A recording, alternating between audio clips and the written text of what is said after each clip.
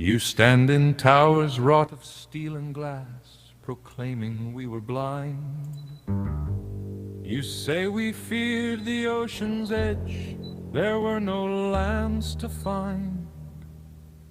You call us children of the mud, with neither chart nor flame, but bones of ships beneath your seas still whisper out our name. Before your clocks began to tick, we measured stars in stone. We carved the sky in granite arcs, the heavens call their own. Our temples face the solstice fire, our homes kiss the sea. The tides were pages, winds were words, the earth our memory. You think we had no written tongue, no script of subtle art, yet rivers bend where runes were laid in landscape and in heart. We read the flight of silver birds, the spiral of the shell, and every mountain ridge became a sacred sentinel. You boast of engines, wires, and codes that flicker in the night, yet tremble when the sun goes dark and screams deny you light. Your wisdom leans on fragile walls of numbers stacked like sand, a castle built on borrowed time, unmapped and shifting land.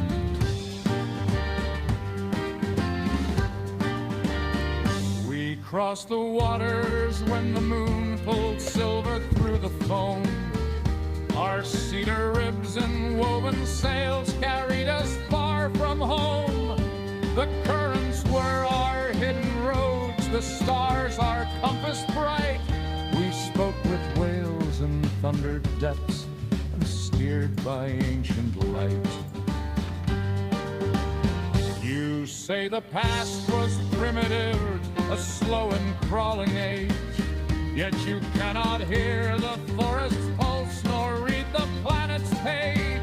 Your towers rise in arrogance, defying root and rain, while deserts bloom where once you swore eternal growth and gain. We shaped the stone with patient hands that listened as they struck, for rock is bone of Mother Earth and yields to those who are blunt. Net luck of chance, but reverence earned in silence long and deep, where secrets older than the seas awaken from their sleep. You severed sky from soil and named the fractured progress bold, and traded living myths of fire for circuits, glass and gold. Yet when your satellites grow blind and metal falters fast, you'll seek the songs you cast away, you'll seek the wisdom of the past. We were not shadows in the mist, nor myths your books dismiss. Our footprints rest on every shore your maps have dared to kiss. The oceans were no barriers, but mirrors wide and blue, reflecting back the voyager in me and you. So hear me, child of hurried breath, before your towers fall. The earth remembers everything she is, the oldest, hear her throne, and silent consumes your fragile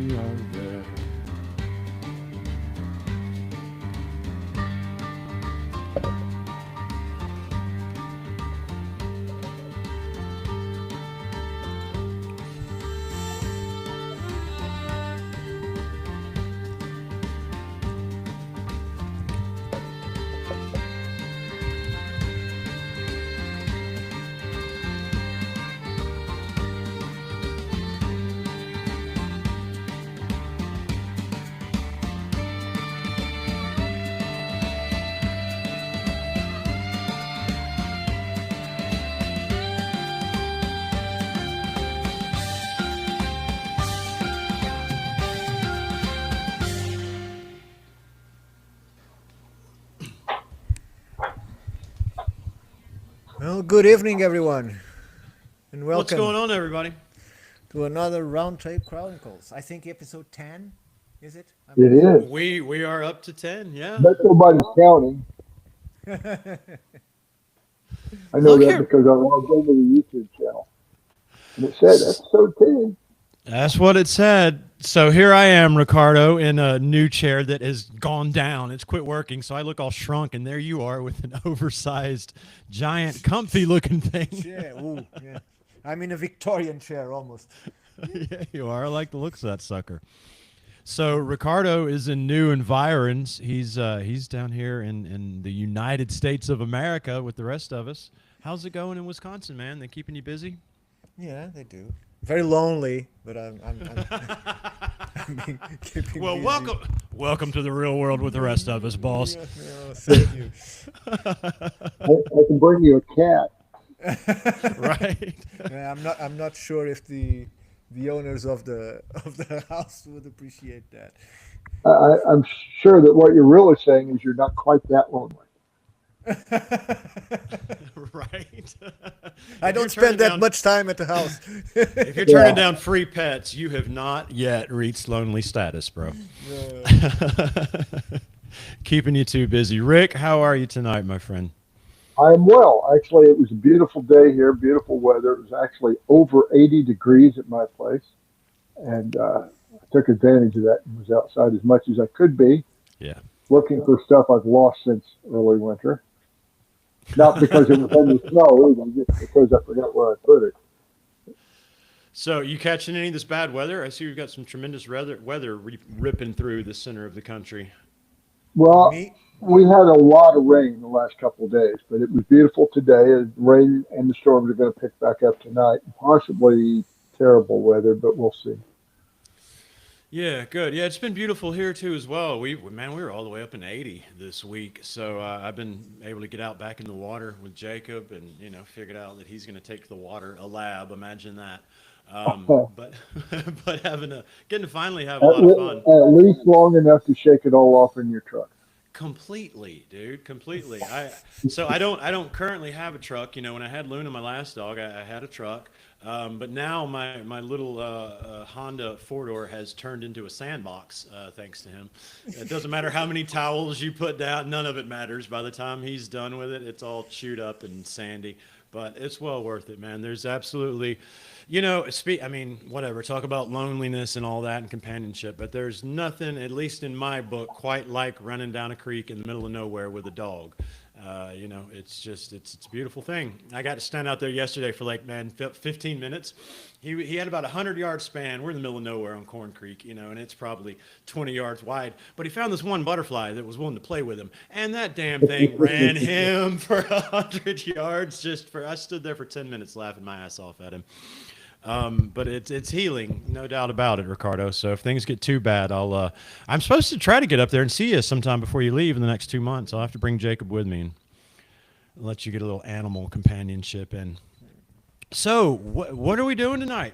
Who so brought the plan? you have a link on our private chat, Okay, and so Rick is going to talk a little bit about that. It's a trailer from Lost America excellent. that you can find on Patreon. Okay, Yeah, you we'll can do find that. the full episode on Patreon. This is just a 2 minute trailer. Okay, And I'll go ahead and start to talk about it. I'm pulling it up. The whole thing, I believe, is 54 minutes, give or take. And it's about southwestern Indiana and places of interest to, whatever we are. Sure. But tell Uh, me, do you want to play it with sound, or do you want to do you yeah, do the yeah, voice go off ahead and play it. Go ahead and with play it with sound, with and sound? then Okay. the Okay, buffoonery will show better. got it. It's ready to Go go. for it. Share screen. We're gonna see very different Ricks on the same trailer, but It's All true. right. Years apart with sound. We can find sound. Okay, let me get us all the way back. Here we go. All right, am I on the right tab? Yep. Okay, At least they said about 1,000. That's nice. site of a palisaded Middle Mississippi Indian village. This was also a city, and it was occupied, they say, by 1,000. My estimate is closer to 6,000. Yes, that is a recreation of the palisade that stood here when the place was occupied. From about 700 AD until the end of this culture, they were archers. All right, so I've got all my arrows. The terrain has been torn up so much in the last 200 years. Destroyed mounds, destroyed a lot of things. And it's a lot harder to trace those lines now. Yeah, that could be too. The other thing that could be, and almost certainly was, that part of the buffalo herd that migrated from the deep south to up into Wisconsin every year, part of that herd passed right by. We're at Trinity Springs, Indiana. We're going swimming? Not yet. Oh. Definitely. There are a number of mineral springs in this. Some of them have been quite famous. All of them have had hotels, whole industries built around them. And they literally came from all over the world to soak in that pool. For certain, my speculation is that this spring is the original source of the tale for Ponce de Leon's Fountain of Youth. Huh. That's very controversial stuff, Rick.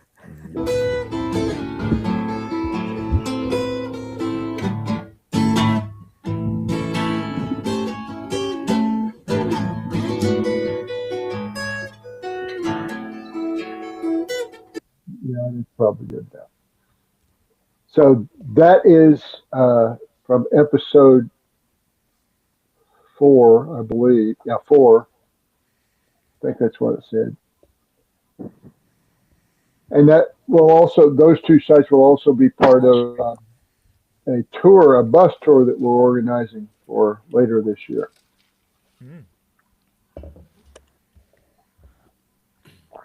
We got Vince popping in. There he is. He did pop. Hey guys, sorry. He did pop. Hi, Vince. Welcome. Vince on the road. Vince had his own theme song. Driving Intro tonight. theme song.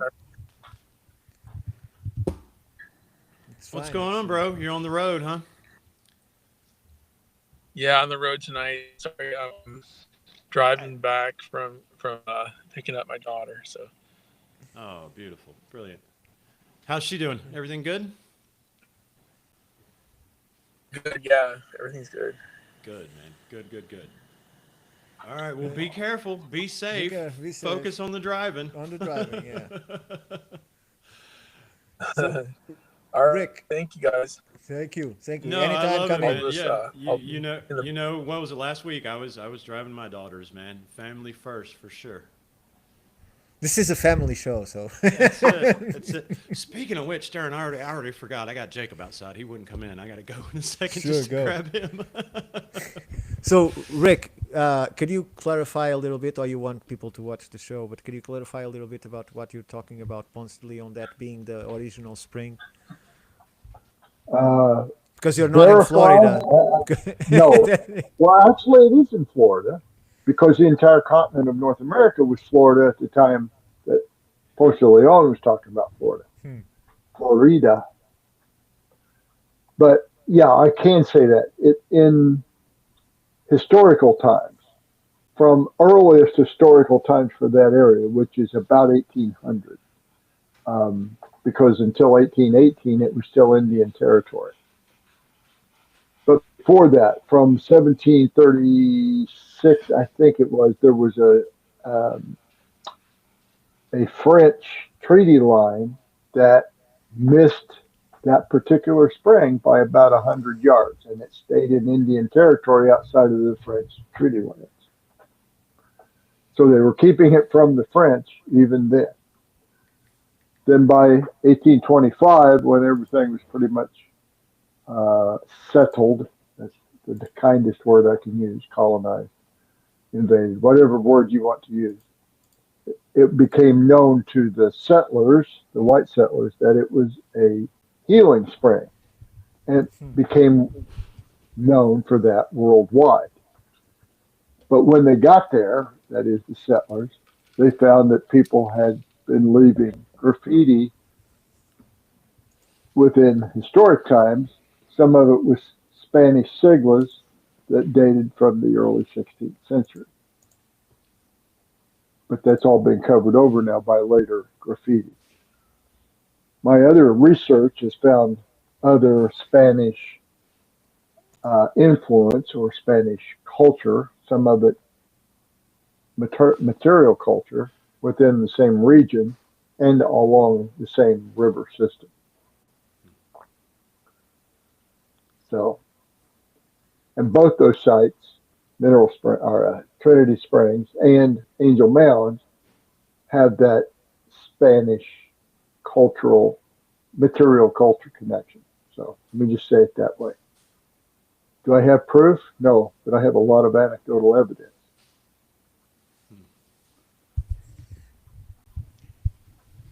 And Jason, develops from this week. Anything from your side?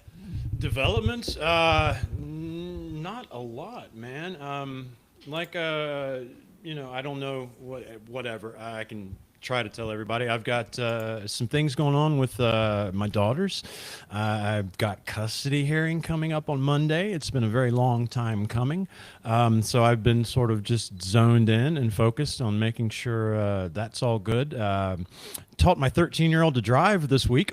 So that was a interesting development for sure. I brought just... What's that? How's your blood pressure?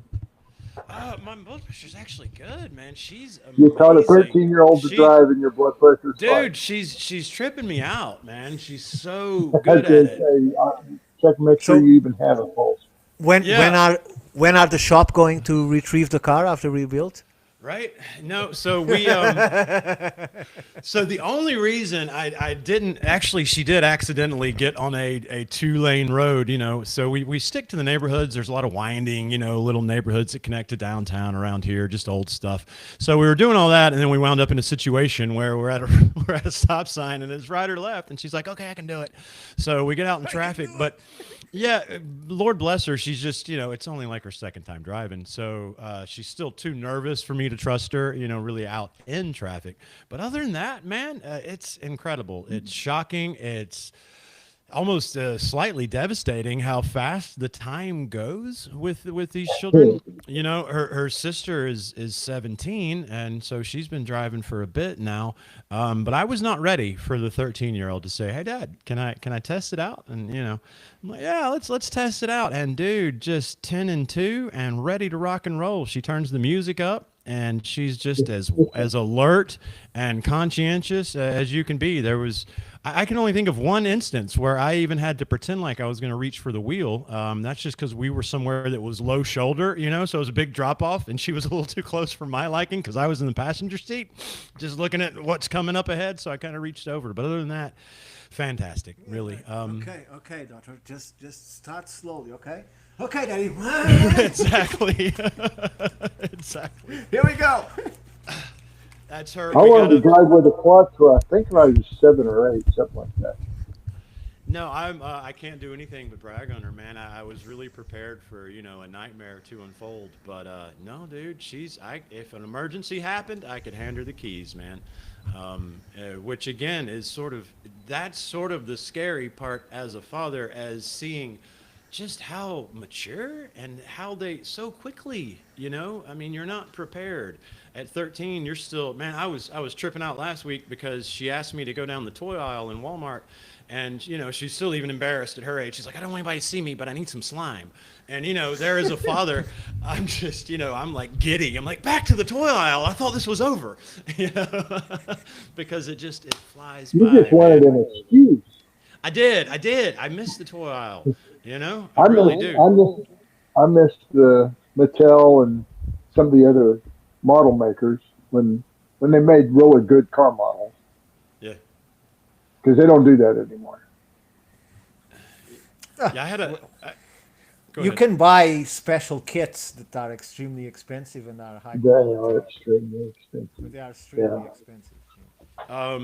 No, but other than that, man, it's been a really good week. Like I said, just, things coming up that I got to prep for.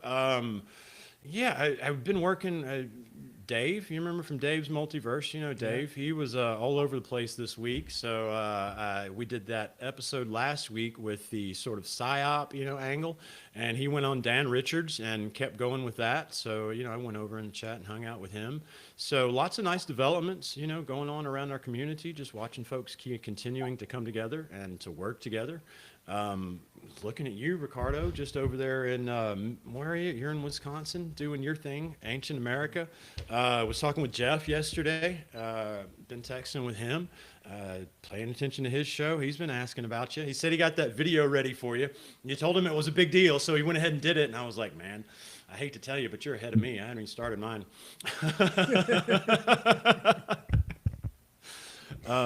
So yeah, man, that's it. But we already have the last article. I haven't sent it to the editorial team, but we already have the last article. Rick delivered it a few days I finally ago. came through for you. So now it's my fault because I've been so busy I haven't had time to watch the emails. I know I've read the letter. I haven't responded yet. I've seen not only the first letter sent to the One European Museum. I already saw the answer, and the answer was positive in the sense that it was received and it was sent to the curator, and they're looking forward to see the answer that they can provide. So it's a good sign. It wasn't rejected at hand, so let's see how it wasn't goes from rejected there. out of hand, at least. Yeah. What? Sorry, Rick? I said it wasn't rejected out of hand. No, it wasn't. They were very polite on the answer. So Boyd Tuttle, that is the person coordinating this, is for an enormous team, right, including John Lefgren from Heartland Research and people that Rick will know the name, and I'm sorry I don't remember, and Chris Fennyfrock and many others that I can't tell the name. Roger Cook, Blaise Colasanti. Yeah, exactly. That's the name that I wanted to say, and I keep forgetting it because I never met. Unfortunately, I haven't the pleasure to meet him yet. So Interesting folks. yeah, so we're looking forward to see the results. And this week I had you'll know the names. So I had a 7-hour talk with Harvey. Harvey, you know who Harvey is, the psychiatrist that wrote the book.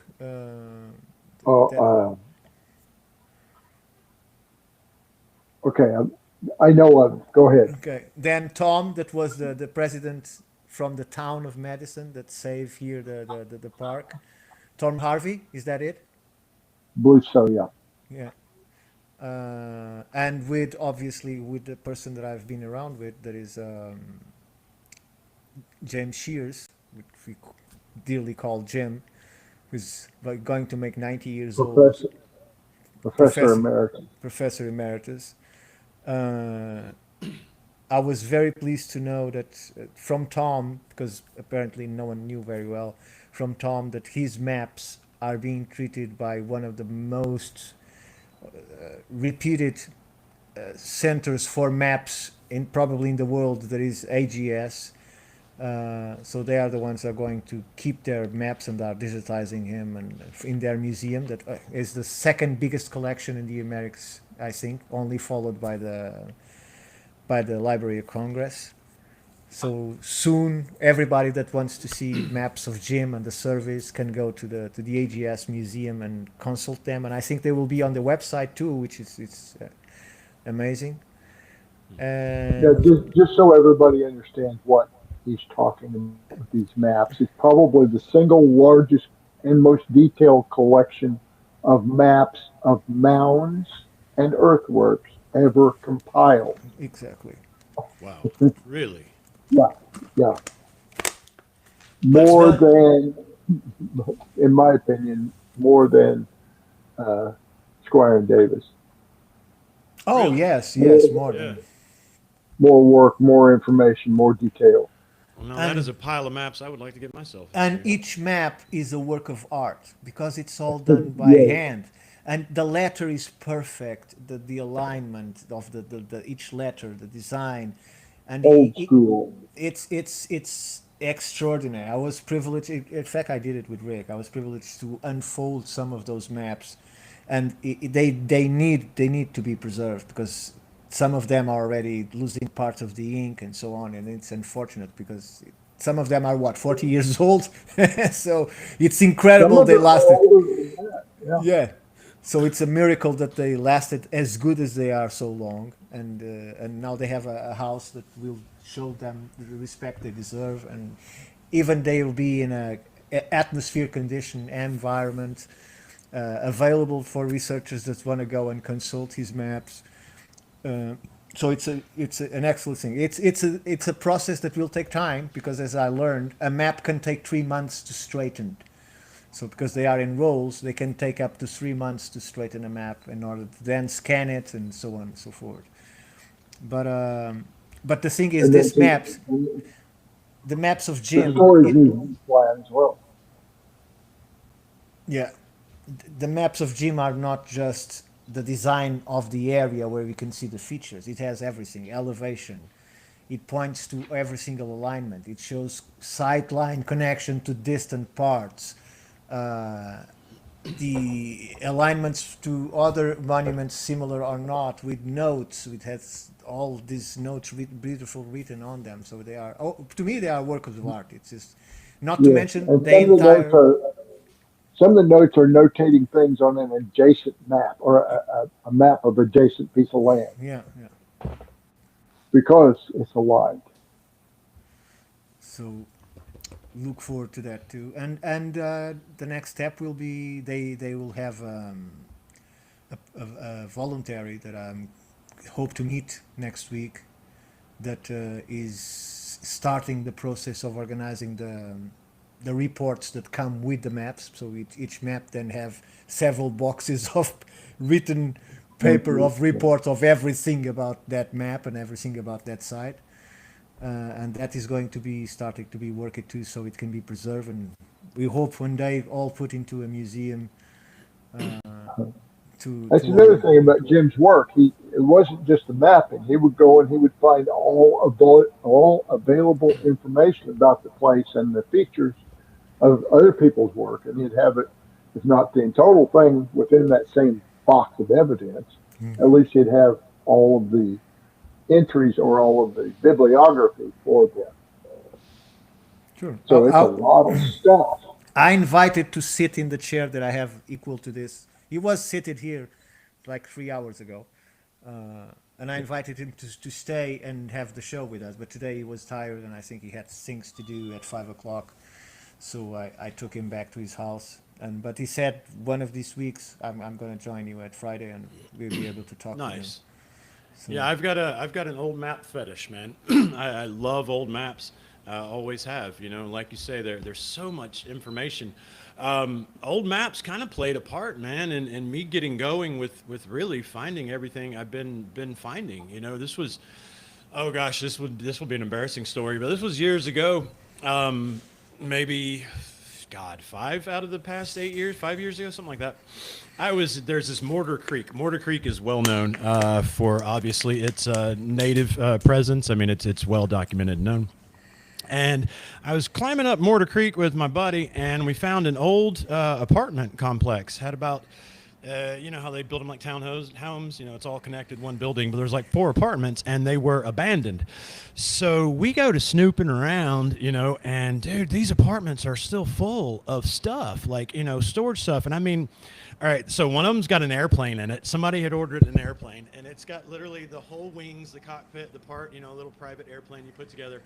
And so we're rumbling around through there. And send that to Rick. He can fly.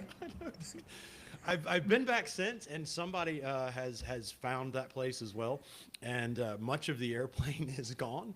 But what I did find too was, I'm telling on myself here, man, but I did lots of research on the place before we went to snooping around, and it turns out it was there was some really, I guess you'd call it Southern Mafia sort of involved in owning this place, and they were like, it was all kind of money laundering. I went through the county, but what I found was in one of those rooms was apparently used as a storage unit for this gentleman that had worked for the EPA. Let's just clarify that you were there merely by real estate because you work in real estate. That's merely. We're just snooping. So there's this room that's been abandoned by this gentleman that worked at the EPA. And just full disclosure, I went and tried to find his family and all this stuff, once I found some names and all this stuff. But what he had was a huge collection of maps, as well as all kinds of stuff. I tried to get back to the family, man. There were fossils he had in there. It was just wild, finding this stuff out in the middle of the woods. I mean, it was truly out in the middle of the woods. They had apparently had an idea to build this little thing on the creek. It's, sort of near an airport, but there's barely a dirt road. It was truly abandoned. Anyhow, he's got all these maps, man, and they're all the counties of Alabama, right? And I'm just intrigued. So I'm studying these maps. And he's got this little legend, it's like his own, he drew his little legend on there. And so I'm sitting here trying to figure out what this dude was doing, right?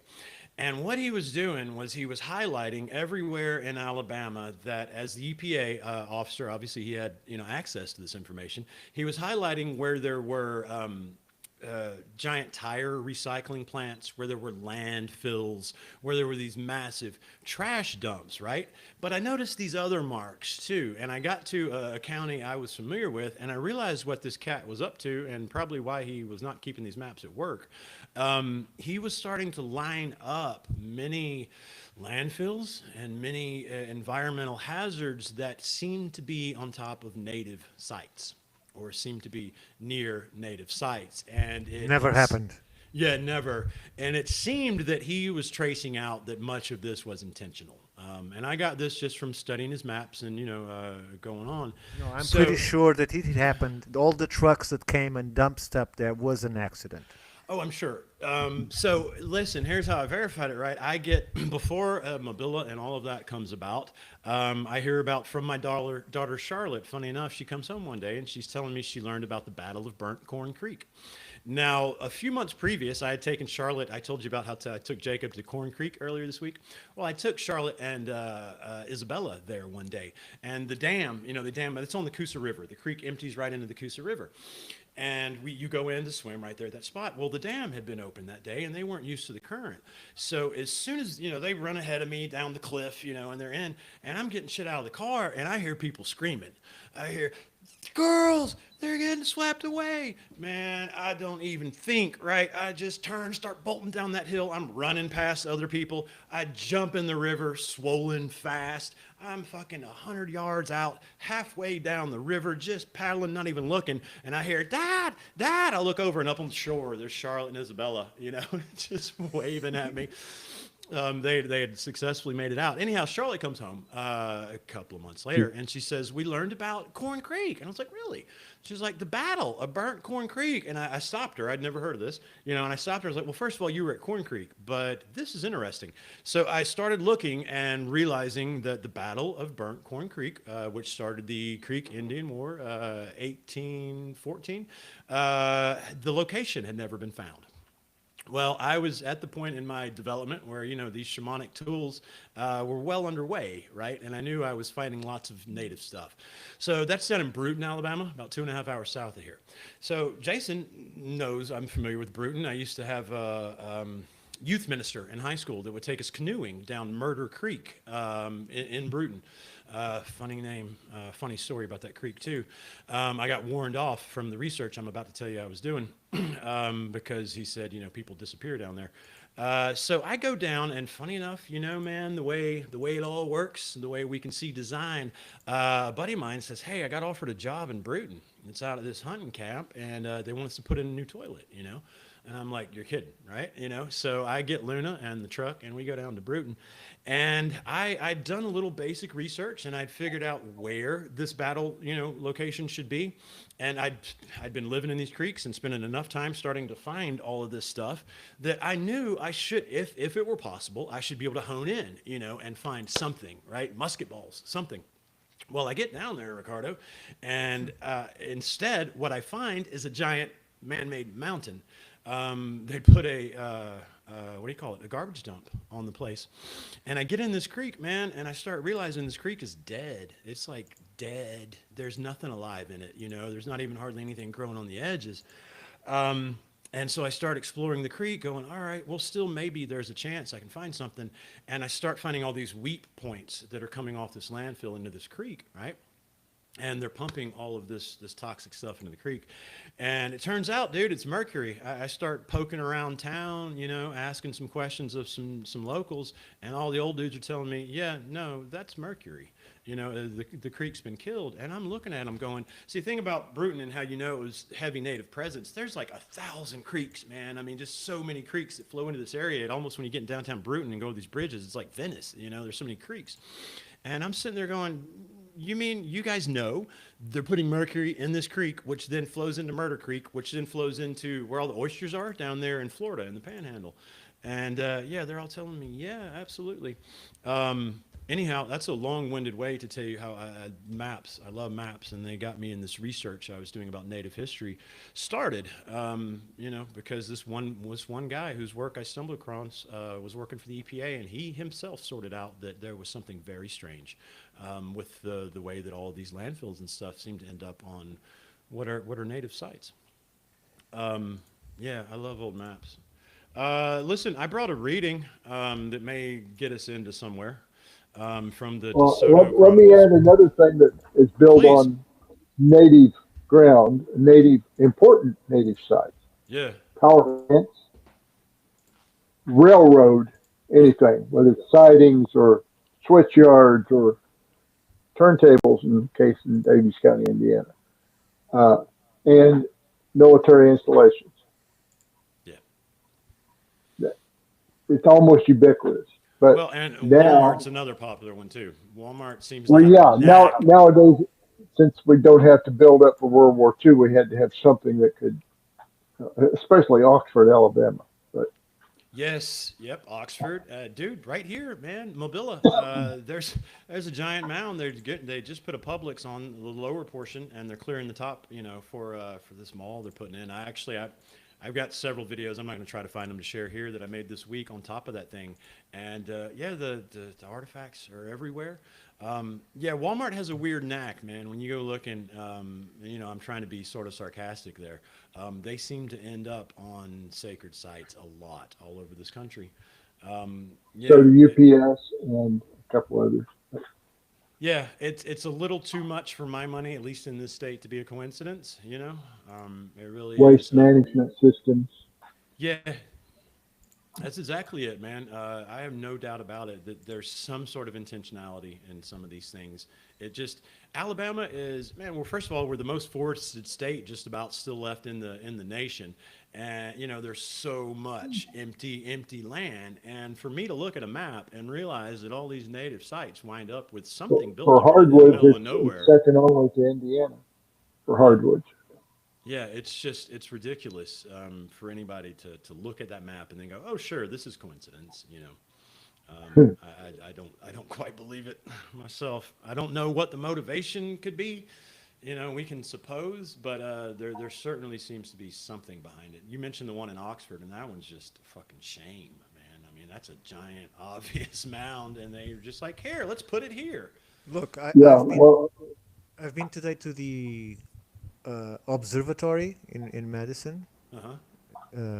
That is on the highest point, and Jim was explaining to me that that used to be a huge rock on that top of that hill.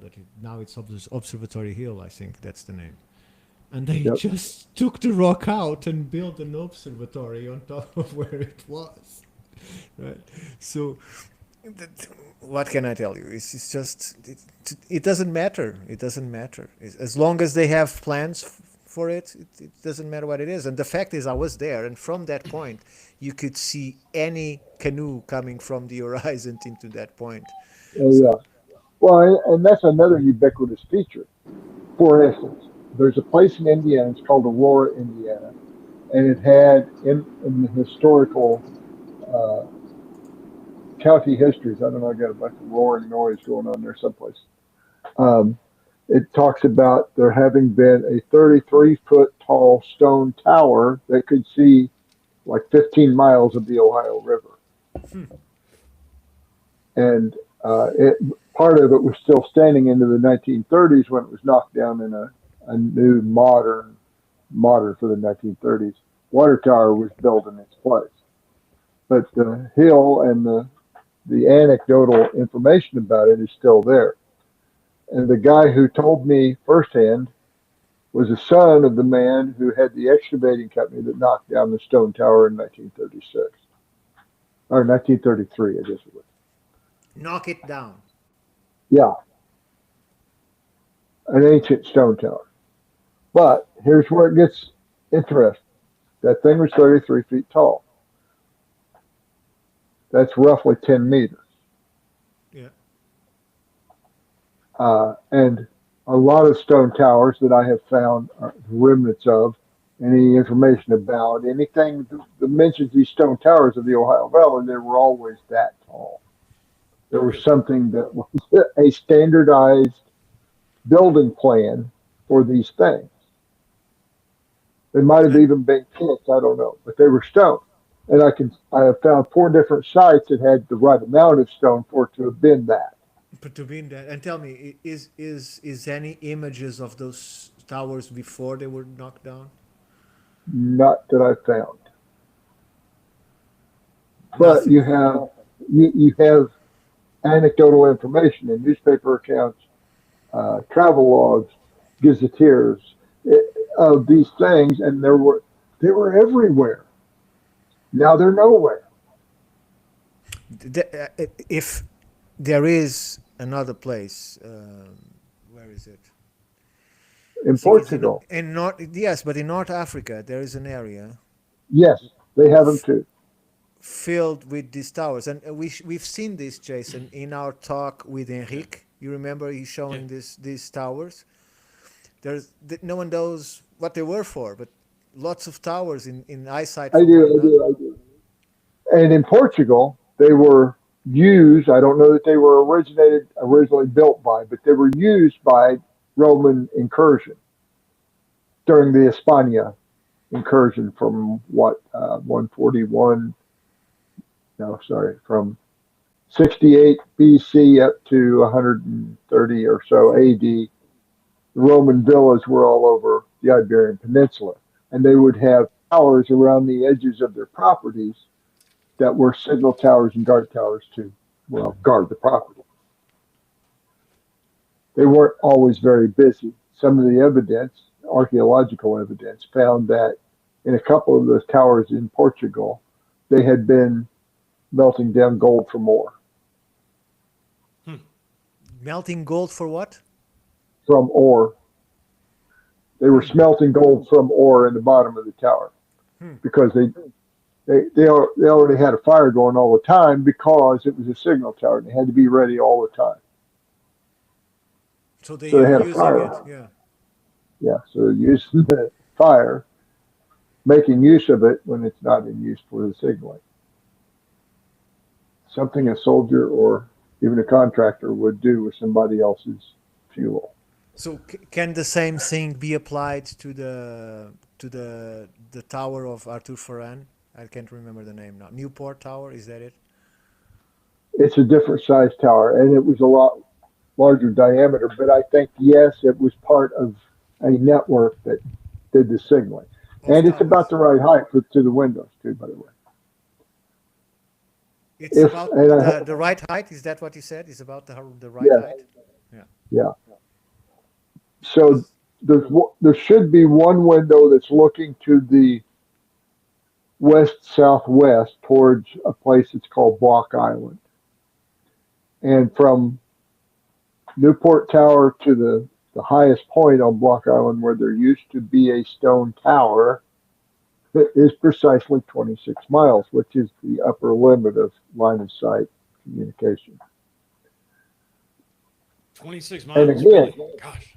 and then going further along the same line of sight from Block Island, Montauk, Long Island is another 26 miles exactly. Well, almost. So there are hills visible from Observatory Hill, from the top, Yes, and they are very far away in the horizon. And I was debating with Jim, maybe only during the night they could send information, because I'm not sure the light would reach this far during the day. With the sun, it might be dispersed.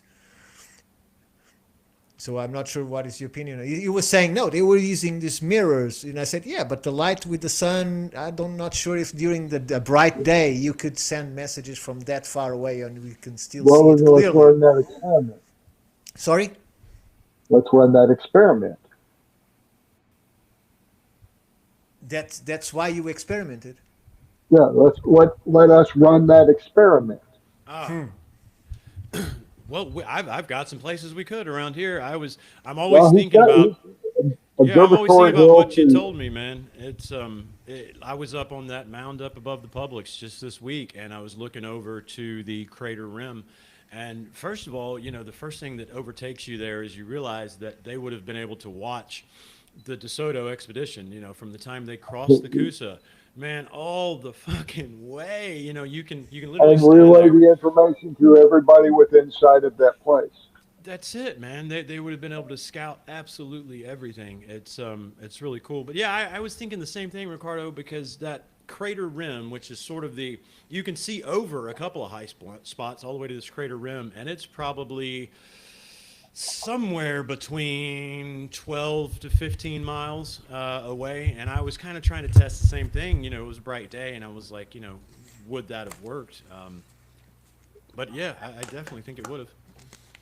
It depends a great deal on humidity and anything particulate So in the today it was very atmosphere. foggy, so it might have influenced my opinion because it's kind Yeah, of foggy and. But the idea is, in my concept, is scaling it down. If during the night you can light a single lighter and I can see it from Observatory Hill, then I can see any light during the day that is bright enough. So right. But during the night, you have so much environmental light pollution, especially around that city, today, yeah, in sure, all directions, that you won't be able to pick out that signal as easily as you will the glint of sunlight that is purposeful. sure. I see your point, and not only that, but I was watching in the meteorological app to see the weather, and I've noticing that for the past 2 days it says quality of the air moderate. Well, I'm in the middle of a natural park, so I never noticed that the air here was moderate. It's excellent. But today I've been in Madison, walking in the middle of the city, and I tell you, it's worse than moderate. Yeah, It's wait worse. until September. Seriously. So light pollution, the construction in the city. Jim, each pace he gave, he said that's new. That's new. I haven't seen that yet. So it's just development is unstoppable. Yeah, it's Well, it is. It's unstoppable, and it doesn't care. We mentioned a minute ago talking about Walmart and all that, and I use the word intentionality. You know, to clarify, intentionality doesn't necessarily mean a mass conspiracy, right? Like Mabilla taught me, and what I've learned, about the way people think. And this is how I don't understand how people think this way, but they think this way. This neighborhood they were clearing, right? It's absolutely evident to me that at some point in construction, somebody found something, right? Because otherwise they would not have dumped all of these artifacts that I found into this creek that runs, it's a little tiny creek too. It runs, cliffs on either side, like 20 feet up, that runs through the middle of this neighborhood. And all of DeSoto's metal ended up in that creek along with all the pottery and everything else I found because during construction, when they're clearing this land that they bought for God knows how little. I mean, I think I've sent you some land around here, Ricardo, showing you how little it costs to buy massive acreage.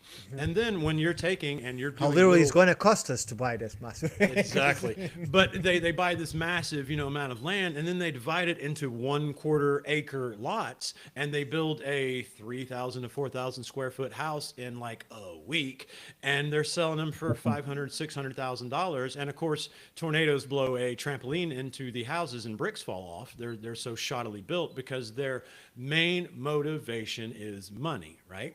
So obviously, when somebody on a fucking tractor says, "Hey, boss, here's some pottery and some weird looking metal," boss says, "Yeah, just get it out of our way, please." That's Jason- just the reality of the world we live in, you know. Vince, And Vince, Yeah. we've been ignoring Vince, and thank you, Vince. But Vince has been messaging us on the Oh, private okay. chat, so he has something for you to watch. okay. Yeah, if you could check that chat, I put a link in there for the Codex Canadiensis map, and Codex Canadiensis was a map from 1600s to 1680. I guess it was attributed to the Jesuits and the French, the French missionaries that came in, but it shows all of Eastern North America, Canada, Illinois, and even into Missouri. The map on the first page, yeah. If you go back to the first page of that document, Uh-oh. well, some of the Hang on. images show like the bow and arrow and they have shields. They're wearing all kinds of interesting outfits, and the map in the first page, yeah, that one there. I think if you can enlarge it, well, the serpentine. No, that's not it. It's got it's the first page of the Codex Canadiensis. He's doing It on has some- purpose. He's doing on purpose. That's page 1, bro. See, it says page 1 at the top. P1. Go well. I guess keep going because that's not the map I'm referring to. Okay. But And Vince, keep your eyes on the road. Don't watch it. Right? What are you doing, man? but it's got a map, and the serpent represents the Mississippi River, and on the map where it shows the Mississippi, it's literally, it says Mishipeshiu River. The Mississippi River was the serpent, and it has a depiction of Illinois. It shows Cahokia Mounds, and it even shows the Sangamon River all the way up to Lake Michigan, and the travel routes and interesting, commerce. And it refers to Cahokia Mounds as the Manny Townie, which was the village of the idol. They had an idol shown on the top of Cahokia Mound, Monk's Mound, at the center of where that's located. And so, yeah, the map in that document goes all the way from Lake Michigan down to the Gulf of Mexico. I'm looking. Okay, so this is what you do, Jason. Yeah. You click on the top above the pages. There is a download button. Choose the zip file where it give you an image for every page of the book. Okay. Done. Open file. Just extract to a page. Create a page with that name, folder, so you don't. So you know what you. They have. Yeah, that's have too an much, image dude. You're gonna of have to do that. I've got the file, and it says open file. Best I can do, and I just lost the file. Don't worry. I have it here. Sorry. Don't worry. Don't worry. Okay. Don't worry. You can take over. I'm not that technologically adept. So they have an image of a tribal member called, and it's labeled the Muscutansock. Muscutansock tribe shows a depiction of a native with a shield, and they're wearing a shield on their chest.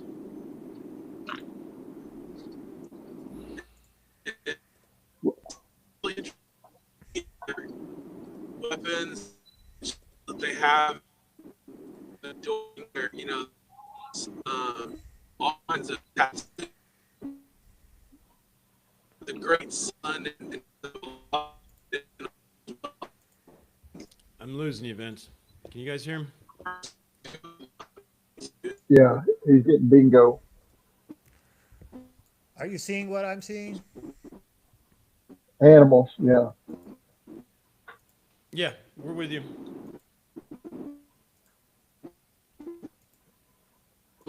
like the spirit animals are similar to what we've been talking about, like Mount Pishka, how they had their clan symbols, and so it kind of ties in well with that, and that they use their animal to be their spirit representation or their totem mag. And a pipe. This So is each of wild. the animals represented their family crest or their clan symbol. Now that club is interesting. So Before or this one? who's this The attributed War to? Club. How old is this This thing? 1680, It 1640 to it 1680. says it's attributed to a Frenchman, but there's good evidence that Native Americans were contributing to this entire document, Posing, if not and it even wasn't just drawing it drawn by themselves. some strange Frenchman. But they were also bringing animals or describing animals for whoever actually penned this. And look, he's carrying a bag now. So he is. Look at that. It was fashion already, since Mesopotamia it reached here. And are these, I guess, tattoos we're seeing? I mean, they're all marked up. Oh yeah, they had a lot of tattoos. Various tribes had tattoos. Yeah, yeah, the tattoos were really prevalent on a lot of their drawings in the skins. It shows how important tattooing was.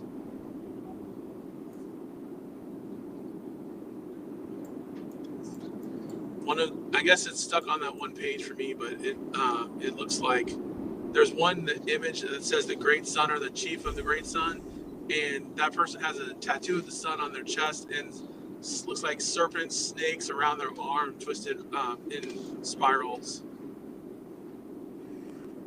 This canoe has a sail. Yeah, so it does. Yes, canoe rig with sails is amazing. And it's like a banner as well. I thought he was drying his long johns.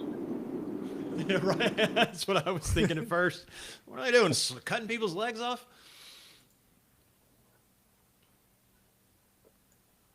So once again, I find examples. I've said this here before, and that you see what I mean with very childish look drawings of how people are characterized. So, oh, this looks like the Little botany going on. yeah. No, it reminds me of the Voynich. Except it's got French lettering. But yes, it does kind of remind the themes and the And arrangement. the way that they are depicted. Yeah.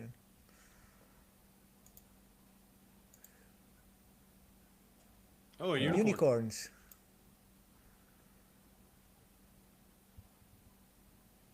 Someone tell Nikiana that we just found another one. Right.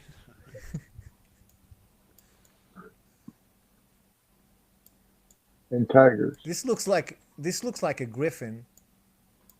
Actually, I think it's a jaguar. But Yeah, it is. No, doesn't have wings, but the claws that look like well, exaggerated. so The most ferocious creatures in the woods. okay, stop right there. These things, you can see that these animals have eyes, and the eyes are open. Yes. These are described by natives. You find animals that have crosses where the eyes were. The artist saw a dead specimen. Got it. So I didn't understood. Sorry, Rick. So when the artist is drawing an animal that you have recognizable eyes are open, Yes. it's being described to that artist by a native. When you see an animal that has crosses of the eyes, it means that he saw a dead specimen and drew it. And Oh, I see. you can tell the difference in the realism of the two ways of doing things.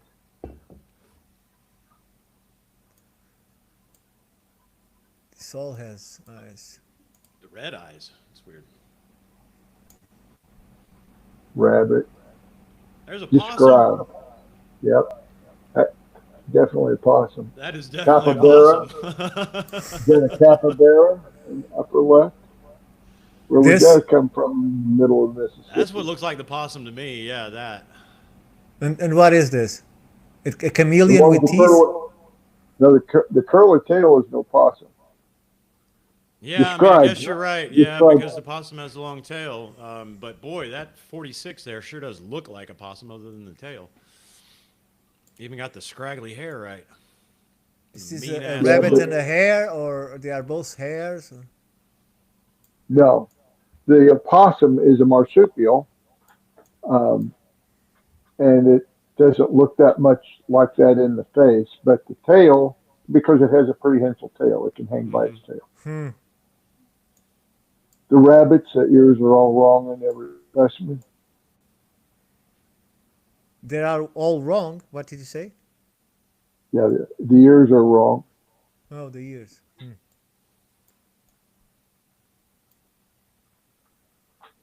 But This is a all these beaver, specimens are, Yeah, which seem to be, yeah. yeah, that one's a beaver. Yeah, I Hmm. believe. and this is I know the name in Portuguese. I don't know the name in English. I'm guessing it's an otter, but I can't be sure. Yeah, an otter. Thank you. Yeah, the tail is weird for an otter, but Yeah, possible. A little bit of a stretch, please pardon the pun.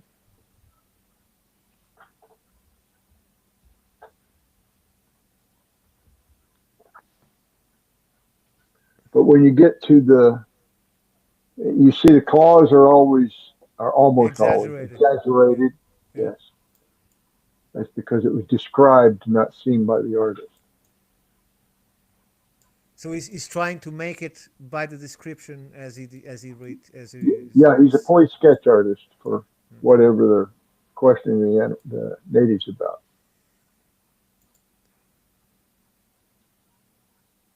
What is this?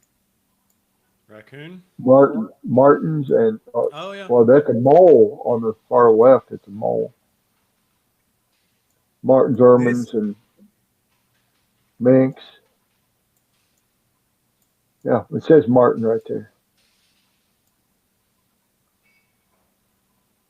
where? I Right was there. looking at. I'm looking at the YouTube site. Sorry, Oh, we're on different time scales. Fox at the top. but I'm trying to find is the map. I don't see the map. No, it's probably at the very first. But if I recall correctly, it had a symbol. It had images that would indicate that Cahokia was a capital city. I don't know if this is still on here to tell us that, but And no, is it's not coincidence that they are drawn like mythical creatures, right? uh, not too much coincidence. No, it's just that they're the natives are trying to describe it in terms that will get them done talking to the priest, basically. Because they look Yeah, like and the, spiritual creatures instead of real animals. Some of them. Yeah, some of them do, but some of them are, as far as the natives are concerned. mm, Sure, of course. I'm surprised there isn't a Sasquatch in the bunch. Moose, seals. mermaids. Yeah, there's a someplace in there. There is a walrus too.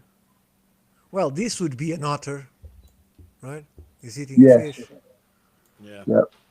The loutre, the lontre, yeah. And amis ou castor. So this is a castor. Marin. Oh, what is this? What kind of animal is this? Looks like a flounder with legs. Well, that's amazing. Or weasel. I don't know what the fat one is. Has a funny tail. Ah, it's a muskrat. A muskrat. Okay. Web feet.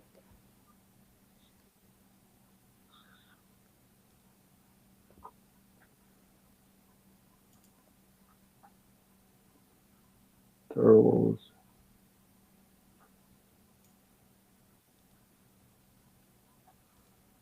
And the eggs. Too small Uh, for the size of the turtle, but that's correct, and that is Snapping turtle. And this is also too thin to be what it. I'm not even sure what that's supposed to be. It's the. I don't know the name in English. I know it's in a song that no one likes from the Beatles, but I can't remember the Walrus. name. I am the Yes, walrus. the walrus. Thank you. Okay. That's the only animal I know that has this Yeah. kind of. Yep. You're right. This one is on a diet, but I Yeah, suppose they don't it's. have a tail like that. Oh, half a horse, half a fish. I'm not sure why. Oh, I'll bet it's supposed to have been a sea cow. Of course, they're extinct now.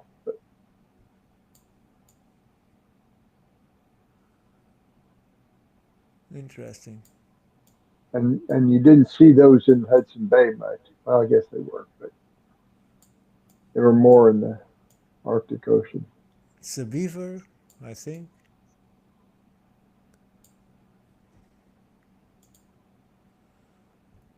Now we go into birds. Unless it's supposed to be a narwhal. Got a horn on its head. Or is that an ear? This one has the beaks crossed. I know a bird that is like that, but I don't know the name. Lyrebird. But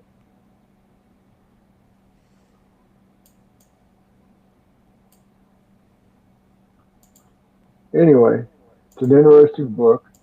Anyways, I'm just going to scroll to see if there's any map in here. Oh, this frog still has a tail. And okay.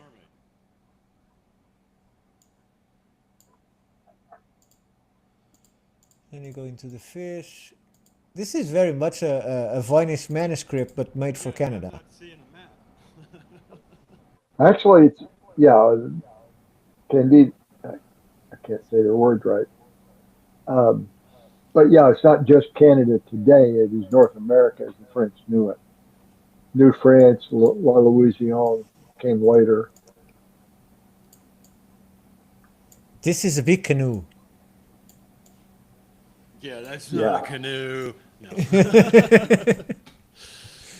I But just watched I- Master and Commander the other night. You ever seen that Oh. movie? You're giving me flashbacks. Yes, and Oh. I wonder why is this not here? Why is the That's rest? a gunship too. That's a warship. Look at the number of guns on that thing. Yeah, too much. Even in this are too close to the water. It wouldn't be like this. It might on the Great Lakes. Oh, Tougher. no storms. Superior. Oh yeah, Superior gets storms. You just don't go sailing yet. Not successfully. November to March, give or take. These are not indigenous people. No. No. And what is this? That's a cannon, isn't it? Yeah, that's Oh, a it cannon. is. Yeah. Canon du Sun.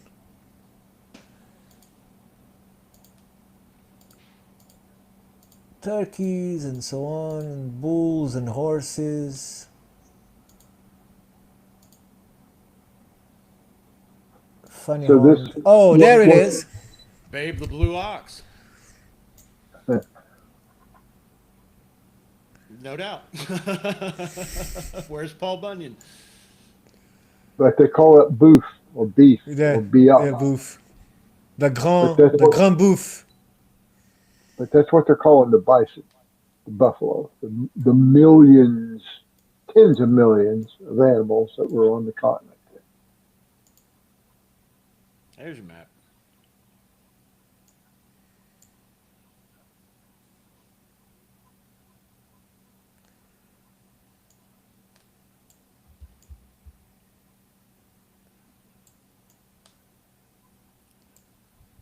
So I'm trying to see where this map starts and ends.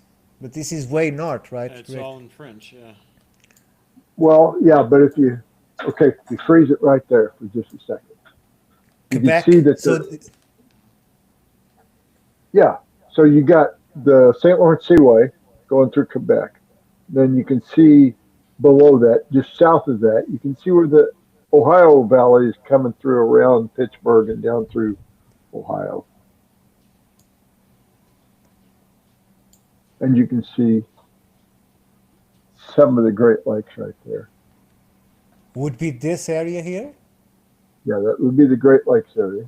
And the Ohio and the Allegheny are the Ohio is the place where all the earthworks are, right? yes. They're And not and detailed on this map, however. the Serpent Mound. But okay, with the frozen right there, let's look in the upper left hand corner. You see what is basically Lake Superior, but it's not accurate. And you can see an island out there, and it's oversized for the reality that is Isle Royal, but it's on this map. Here. Yeah.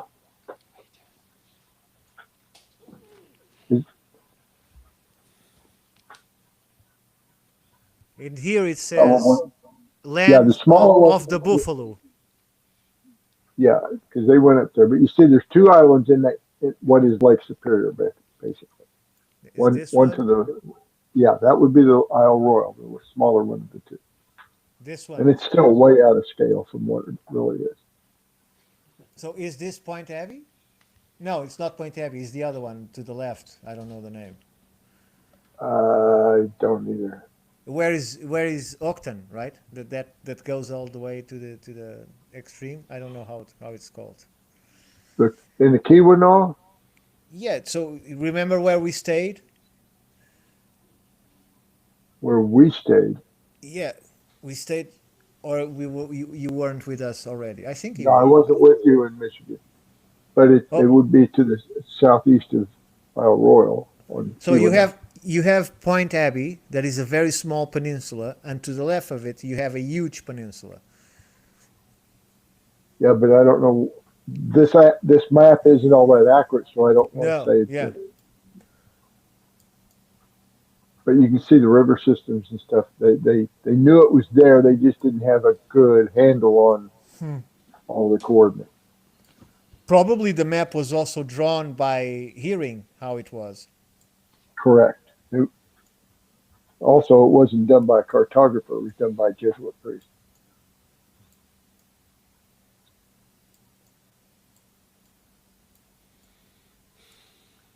Terres du Nord, so lands of the north.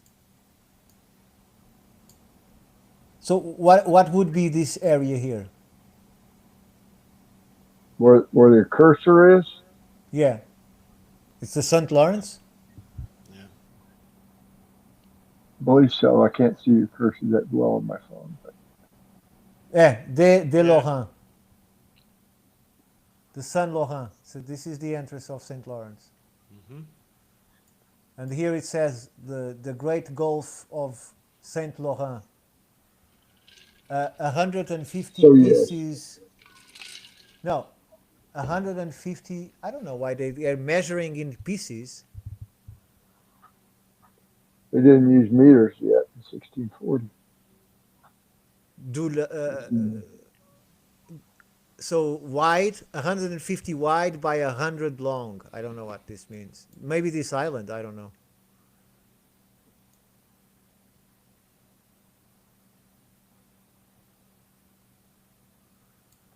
Saint Paul. So is this island exists there? Uh, I'm looking for Sault Ste. Marie. I believe it existed. Maybe not. And this huge island exists in front of Saint Lawrence. Several islands exist in front of St. Lawrence. Yeah, but this is enormous. Well, but the scale isn't right. Oh, I believe this is. Could this be Greenland? I off suppose it scale could be. because Suppose it could be. it says the Terre knew something. So 300 pieces Yeah, something yeah. Terra Nova. So I think it's Terra Nova. I mean, Newfoundland. Oh no, that's Newfoundland. Yeah, Newfoundland. yep, Newfoundland is that's right. an island. Yeah, dude, right there. It's Newfoundland. Okay, I Yep. didn't know it was an island. I heard it before for sure, but I can't remember. I didn't remember it. Anyway, it's an interesting. So they could get to Newfoundland, but they couldn't get to America.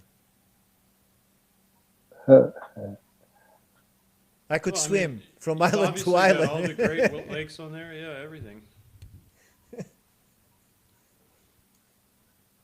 Yeah, they couldn't build anything bigger than a two-person canoe. Okay.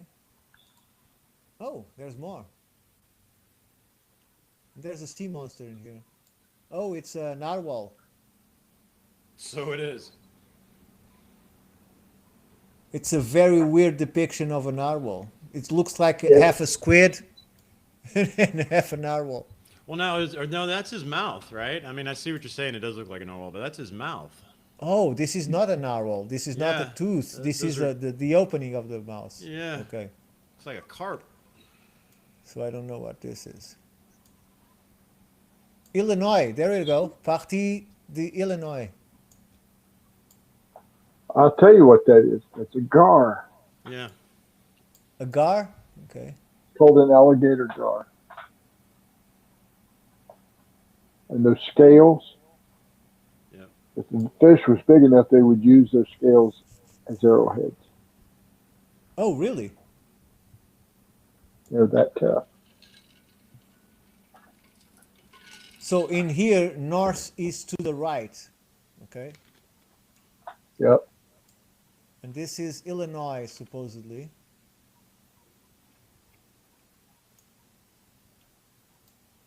La Grande Rivière, the big river. What do you call the big river? This is Manitou in here.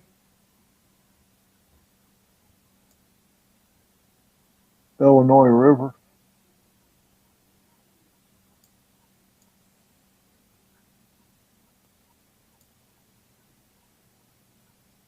It's called the lands of The big Manitou. river.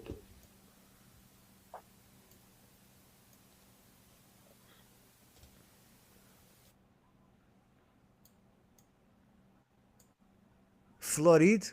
Am I reading correctly?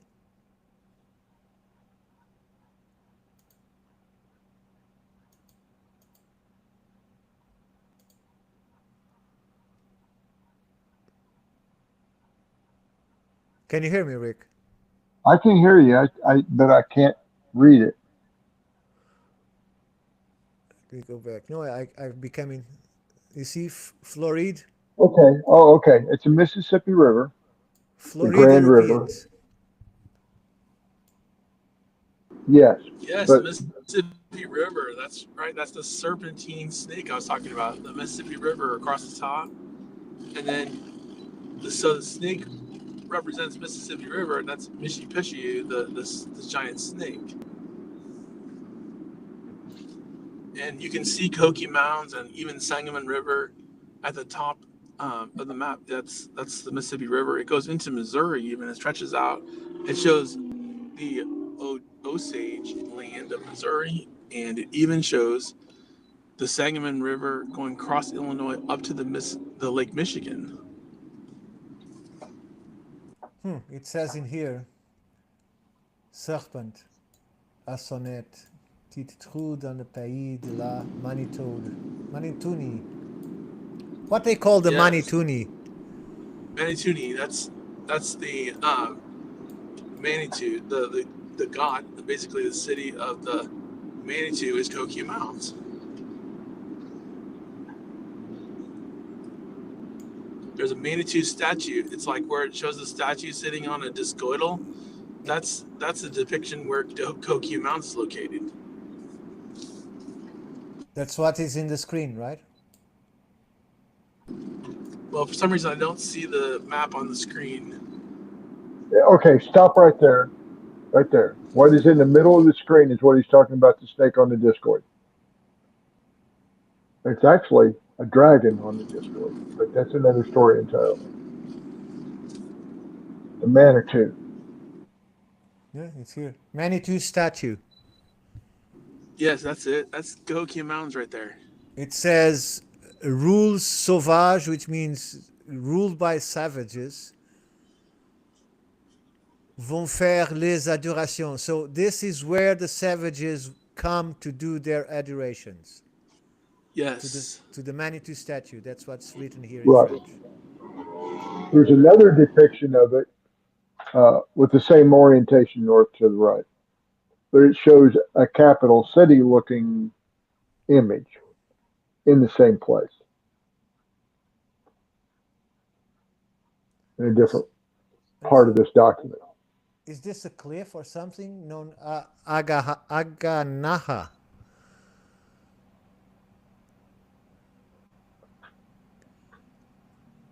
Because it has all these circles. I wonder what this means in the middle of these two hills. Any idea what the circles are? I think those are mountains. Yeah, that's what I was thinking, but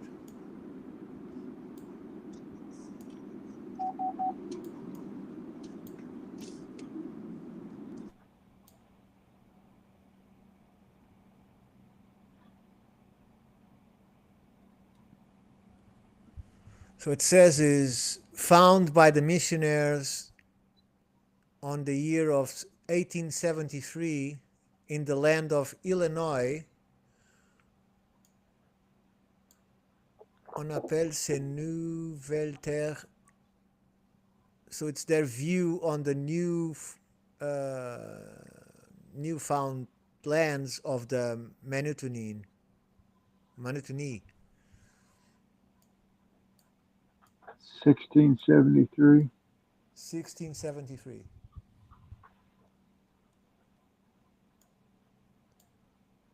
Or is it 1873? I think it's 16. Nope, it's 1673. This was published in 1680, I believe. Grand Rivière, the big river. Portage.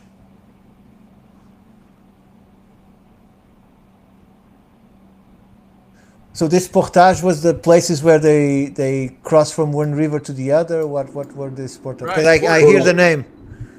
Yeah. Portage. Yep.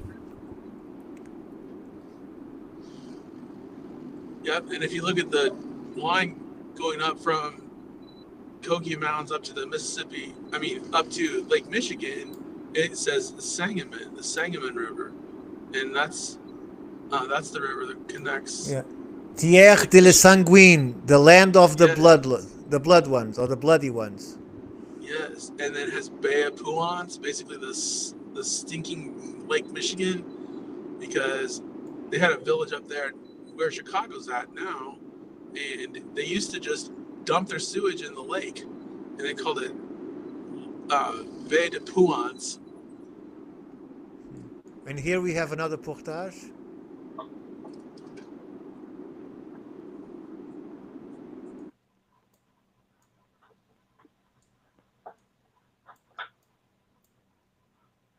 Here it says mines of iron. Yeah. Yes, the iron mine. And Mines there de were fer. also lead. That's right. They were mining iron at Galena. Yep.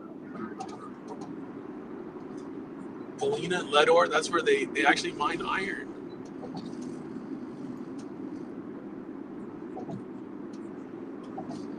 Okay.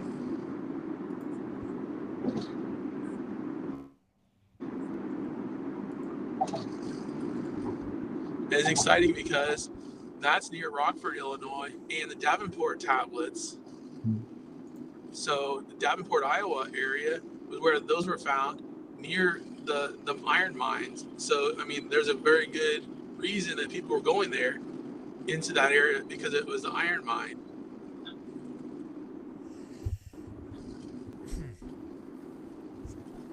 Well, in this year it And wouldn't be Davenport strange. tablets. Go ahead, go ahead. The Davenport tablets were found there right by that, and so they had galena. I guess galena was a commodity as well as iron being mined, and pipestone or catlinite was also found there. Yep. Now, it wasn't as high quality as the one in Minnesota, but it was a nice stone. But the mine de plume, as it's called on the Delisle map, there were different mines in Illinois and Iowa for mining the galena, but it also had other sulfides and other minerals of lead. And they were listed on the 1716 map as ancient mines, which I found extremely interesting. Yeah, but it wouldn't be And strange. there's been studies done of the lake cores around that area, and they found a lot of evidence of iron mining and even lead from galena going back into the Middle Archaic. Yeah, thousands and thousands of years. Yep. So what you just said is that they were extracting iron thousands and thousands of years ago. Yes. Yeah, but here's the other thing about that. Iron isn't necessarily something that you would refine and smelt. You might use it for an entirely different purpose. One example would be iron gall ink. Another example might be if you were find a vein of red ochre in an iron vein is where you would find red ochre. So yes, they're mining iron deposits, but they might not be smelting it into metal. So, but doesn't iron come in ore? Yes, it is. But the other thing is you have to find the slag, which we have. You have to find the furnace, which we have. Then you have to convince the archaeologists that that's what it was and that's what it was used for. Right, but so if we find the mines, we find the slag, and we find the furnaces, what it's there to prove? I don't understand. Where's the You have to confusion? change- Where is the you have- academic confusion? You have to change minds. You have to change paradigms. You have to bury a few people because that's how science And advances.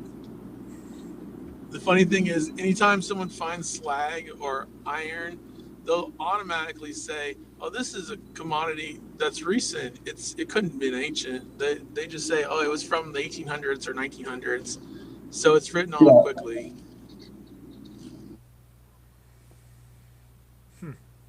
Not the only example, not even close, but it is pretty much ubiquitous. It's the behavior. It's expected. It's what we're up against.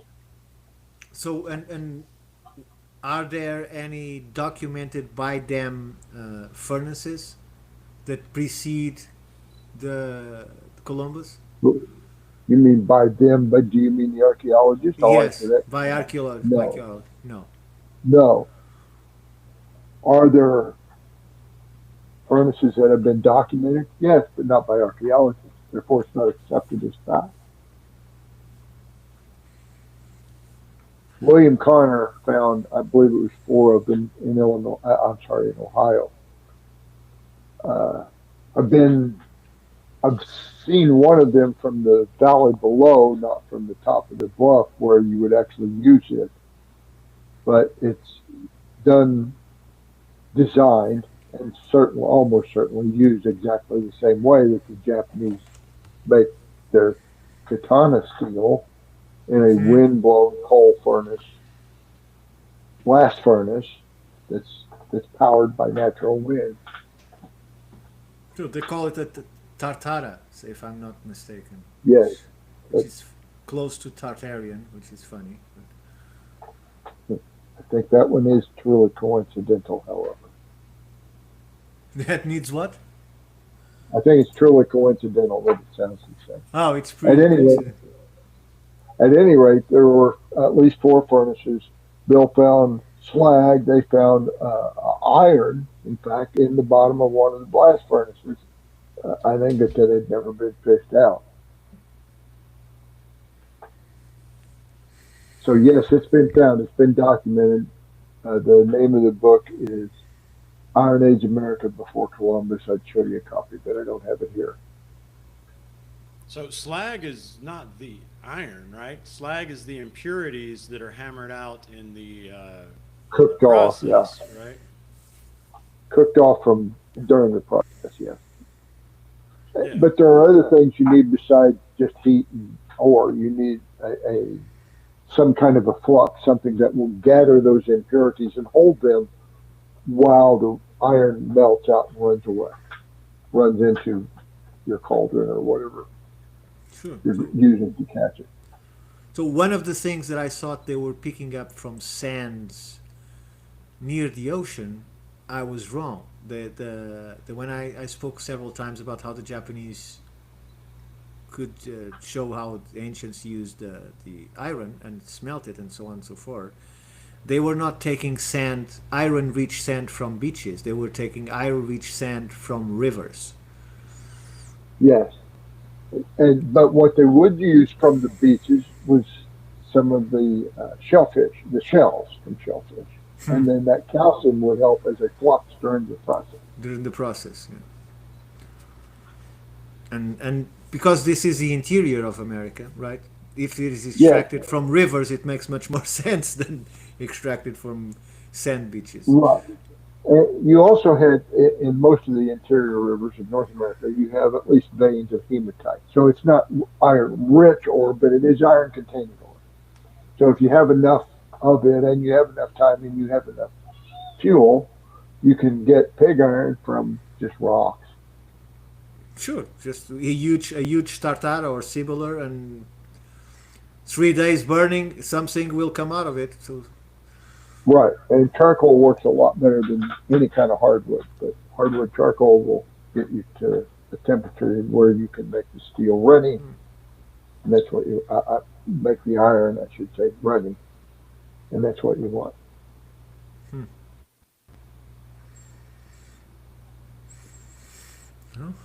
There is a tribe in South Africa that, on an annual basis, they prove to their king that they can make an iron knife from materials nearby. And it's an annual affair. It's a tradition that keeps them convinced that they're civilized, I guess. I don't know what it means, but sure, but anyway. you imagine that you have a piece of ore that is this big, right? Can you hammer it until you get only the iron, or you have to actually smelt it to get the iron? It's too No, you mixed. have to smelt it. It's too mixed. You It's too can't. mixed. Right. What you can do for the hammering, though, is you make it into tinier and tinier bits and pieces. Now, if you have a magnet, you can pulverize it, pull the iron, the ferrous parts out of it with a magnet, and then smelt just that. But I don't think the early guys had that particular tool at hand. I could be wrong.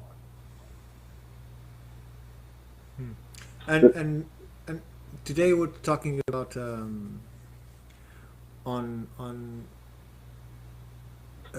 Tom was explaining to me that he found a magnetic spot on Spirit Rock. He was using a magnetic compass, and there is a spot in the rock that causes the compass to circle around. It's a piece of granite. Actually, I think that was Greywacky, I think. But that rock. The thing is, how would the ancients create a magnet? Is the idea of a piece of metal on top of a leaf and then in a bowl with water?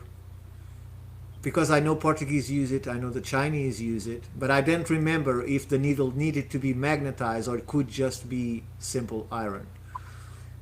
It needs to be magnetized. It doesn't have to be a strong magnetic field, but it does need to be magnetized. And how would you magnetize a small piece of a needle of iron?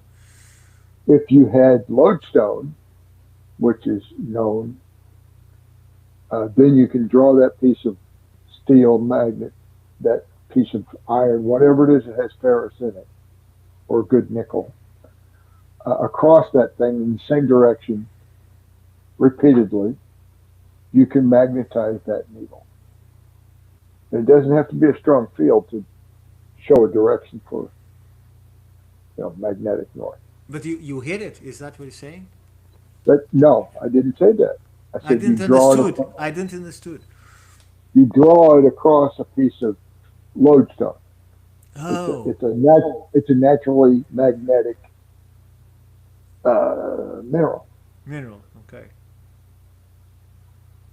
Ricardo, have you ever heard of anti-magnetism? Or antimagnetism.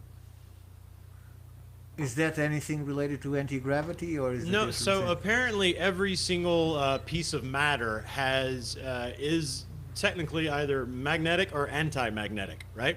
So, for instance, you take a piece of wood and you set it on something that floats. You mentioned a leaf, right? And you take any other item, that's magnetized. You can put it to it, and it will push it away. And you can literally make it move across the water, even though the wood has supposedly zero magnetic interaction. It's called anti-magnetism that is possessed by every piece of matter.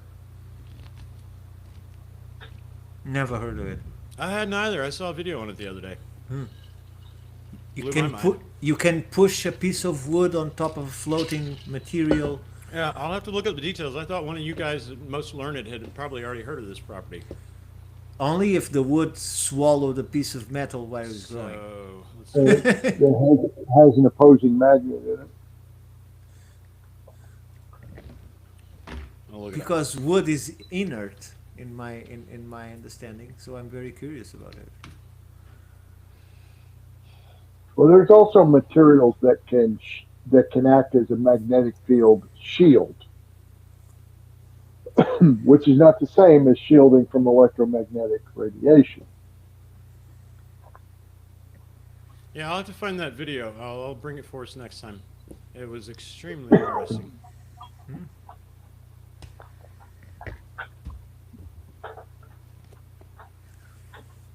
But then there are a whole bunch of things about our, I'll say, understanding, our theories of electromagnetic world phenomenon that don't quite add up. Well, that's why we have such good scientists, so that you can solve all these mysteries. Yeah. Yeah, with their peer-reviewed paper system, which was instituted by Ghislaine Maxwell's father. Learned that the other day too. That peer review was set up by him, and it was extremely profitable system. And then they created this whole basically mythology about ancient, about how old peer review was, and set up the whole system for modern day science. Kid That's smuggler's how- dad. That's how you build a club. That's it, man. Well, You that's want to how you belong build to a the club? empire. It's sad how fucking how set up it all is, man. But You know, look, it really is. if you think about it, in general terms, a peer review is not a negative thing if it's done unbiasedly, right? If the people that are peer reviewing are also open to learning from what they are reading. But if the people that do the peer review are only there to defend the standards that are ready and reject everything that comes against it, then it's not a good thing. And if you have to pay to belong to a club that then to peer review your paper, that's also a bad thing. Again, if you have different clubs, that's the reality. Each section, each academic group has its own club, and it has its own formattation for those peer reviews, and you have to write it according to each format that each club requires, and you still have to pay for them to review and belong to the club, and then you have to adhere to the not violate what they defend. Then you have what? It's Then you have an organization like, as one very prominent example, the Associated Press, that has requirements of how something should be written, how it must be presented, what size font, a style, guideline. You don't use your ads. You don't drop prophecy. Yeah, no. So It never, in no part of it does it say you have to write the truth. Yes. yeah, here's what understand. I was mentioning. Robert just Maxwell need was the. to Go ahead. keep the format. You have to keep the format. It doesn't Yeah, matter. just a style manual.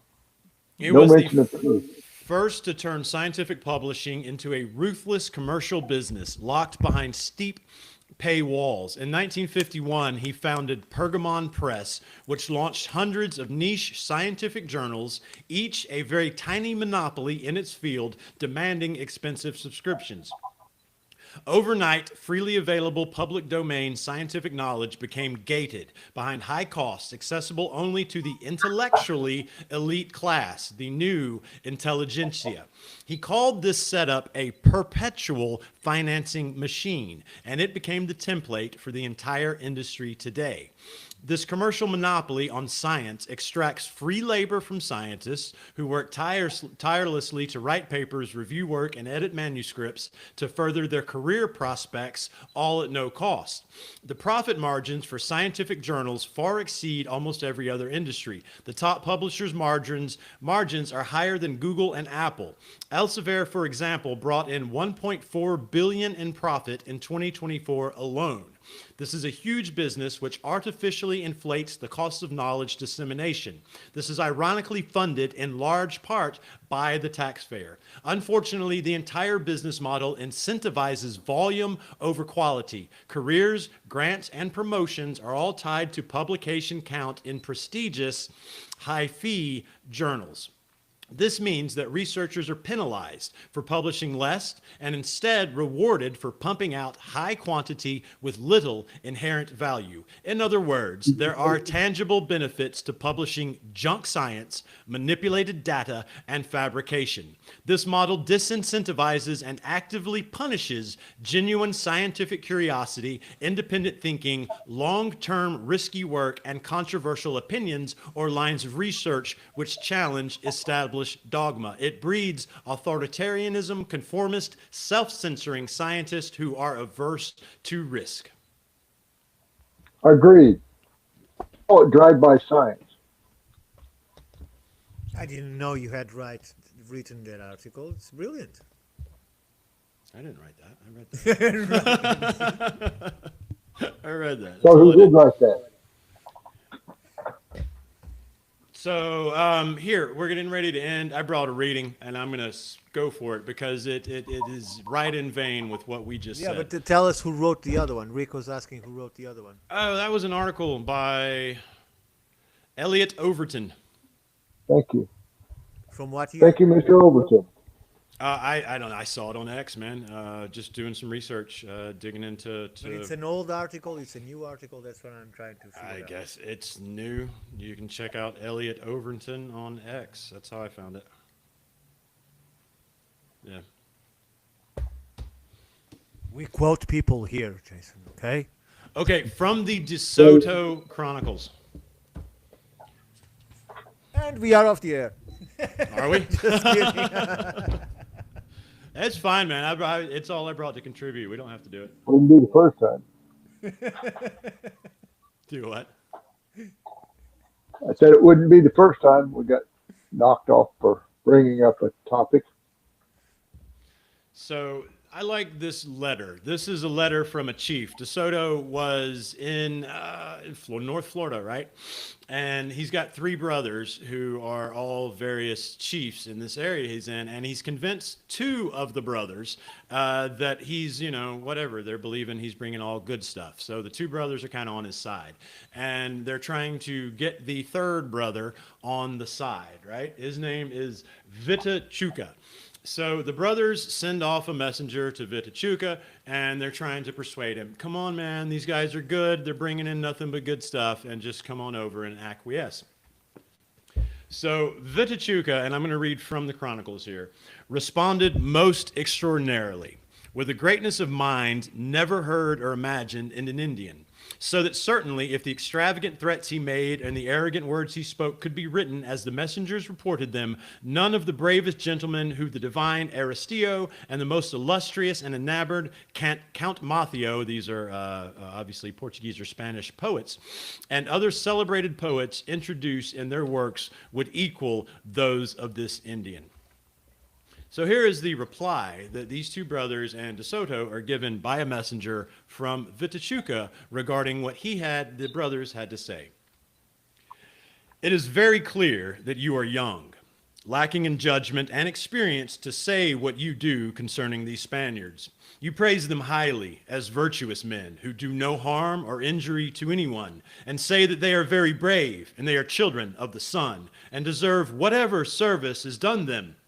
The confinement in which they have placed you, and the vile and cowardly spirit that has overcome you there in the short time since you have submitted to serve and become slaves, causes you to speak like women, praising what ought to be condemned and abhorred. Do you not see that these Christians cannot be better than the former ones who have committed so many cruelties in this land, since they are of the same nation and the same laws? Who are the you previous not ones? That would have been Ponce de Leon, right? And as one example, yeah. Yeah. I can't never remember his name. There was another Spaniard failed expedition, started with an N. Anyway, yeah. So, but yeah, there was already a history of supremacists. Right. They'd already seen them come through. Let's see. Christians cannot be better than the former ones who committed so many cruelties in this land, since they are of the same nation and laws. Are you not warned of their treachery and perfidy? If you were men of good judgment, you would see that their very lives and actions show them to be children of the devil and not of the sun or the moon, our gods, because they go from one land to another, killing, robbing, sacking whatever they find, taking the wives and daughters of others without bringing their own. And in order to settle and make establishments, they are not content with any country of all those that they see and traverse, for it delights them to go about like vagabonds, supporting themselves by the labor and sweat of others. If they were virtuous, as you say, they would not leave their own country, for they could make use of their virtue there, sowing, planting, and breeding in order to sustain life without prejudice to others and infamy on their own part. But they go about as highwaymen, adulterers, and murderers without shame before men or any god. Tell them not to enter my territory. I promise them, however valiant they may be, that if they set foot in it, they shall not leave. For I will consume and put an end to all of them. Half of them will be roasted to death, and the others boiled. This was the first reply that the messengers brought from Vitichuca. And who wrote that? So that would have been, who the chronicler from that one is? Because it says the word devil. Yeah. Yeah. It's not a word that the indigenous people would Well, use. obviously, but they again, they would have had, some words for it. It was not, because so whoever wrote any of the chronicles you ever read, hardly any of the guys who actually wrote it were there. They were interviewing, people who were there. They were Just like the Candidia's. Yeah. Yeah. Just like the other one. Yeah. It was a So, description. Anyway, it goes on to a great story, which we won't get into tonight because we're closing our time. But that was the letter. The story goes on, man. Vitichuca planned revolt, basically. He plans treachery. They end up, sort of going towards him. And the story wraps with incredible story of bravery about these 7 natives so the natives, they get in the big battle, right? They get surrounded by the Spanish and there's a lake. So all of the natives, I think it's 100 or so, jump into this lake and they end up treading water in the middle of the lake, refusing to come out, so much so that the Spanish end up going in, trying to bring them out, because it looks like they're going to drown. The natives spend over 24 hours. You start getting onto your second day in the middle of this water, climbing on each other's backs, man, shooting arrows, doing everything they could. And it whittles down eventually to only 7 who refuse to come out. And maybe next time we'll go into the reason I like this story is because it really shows you how the Spanish sort of marveled at so much of what they found here. And the story of what De Soto then does with these seven that are left is just really impressive to impress upon the things we're always harping on, that what these natives had here, not only technologically, not only in all of the things they did, but simply in what they were, right, in their spirit, in the way they viewed things. De Soto brings all these guys in. He starts inquiring, doing all this questioning about what it is that motivated them to stay in this lake for up to days. And it's just a really interesting part of the Chronicles that gives you massive insight into how these people believed, what was important to them, and how they acted that out, in real life. Do we have more than one angle in these chronicles telling the same story, or it's just one chronicle? No, so what did he say about this story? He said, I'd have to find it, but he goes on to list all of the people that he talked to that verified this and verified that, and he's basically using. So it's already multiple versions compiled into one version. Double, yeah. Right, but the writer is already a secondhand source. Right, Sure. right.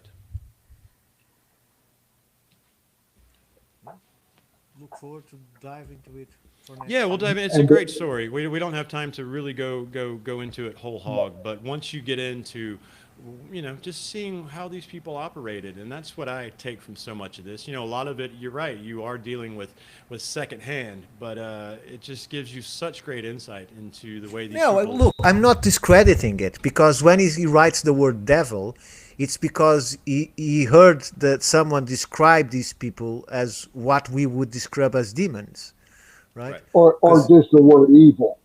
evil, exactly. So I'm not discrediting it because of it. I'm just trying to figure out what is the Which mind certainly that would wrote be it. that. Well, so apparently the brothers had started out by trying to say to Vitachuca that these foreigners were from the gods, right? Because of everything that was so foreign to them, be it these horses, this armor, everything. So they were really probably trying to push that angle because De Soto was using that angle. It's awe. He was trying to use the awe everywhere he went. And of course the horses are mentioned quite a few times. They try to warn. He was Vitachuca. trying to use the awe. Is that what you said? Awe, yeah, keep But them. he was the one getting the awe, from my understanding. He was using shock and awe. Shock and awe. There you go. Yeah, Oh. whichever one he could. Awe in the sense of horror and terror, not in the sense of marvel. Okay. Both.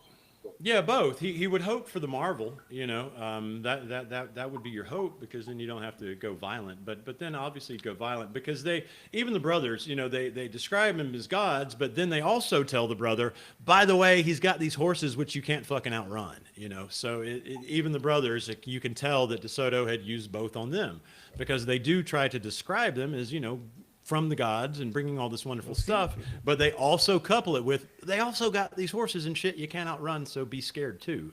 Well, if you go to Garmantia in the north of Africa, close to what Egypt is today, they have the opposite.